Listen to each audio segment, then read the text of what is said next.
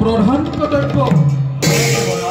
দেৱৰাজ অমৰাৱতী মংগলময় অমূল্য মণ্ডলীয়ে নিষ্ঠাৰে কৰি আছে কৰ্তব্য। সন্তোষিত হলো মই তোমাৰ বাণীত। কোৱা বৰুণ, মহাৰিপু হিৰণ্যকশিপুৰ বধৰ পাছতে জাগিছে নেকি কোনো দানৱ শক্তি? হয় দেৱৰাজ, নাৰায়ণৰ কৃপাত পুনৰ গজালি মেলা নাই সেই দানৱৰ শক্তি। বৰ্তমান দানৱৰ শক্তি মহাভক্ত প্ৰহ্লাদৰ হাতত। দেৱতাৰ সেই দানৱৰ বাবে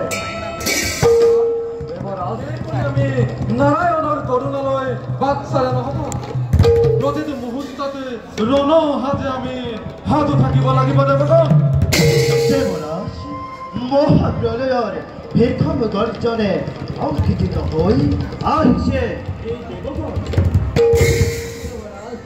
বলহীন নহয় আমি, আহে যদি কোনো কম ৰাখে ফুৰে জানিম আমি মৰালৰ। সন্তোষিত হলো মই তোমালোকৰ বাণীতে। উত্তম, অতি উত্তম। বলা দেৱগণ, যাওঁ এবে নিজ কাৰ্যতে সমগ্ৰ দেৱৰাজ।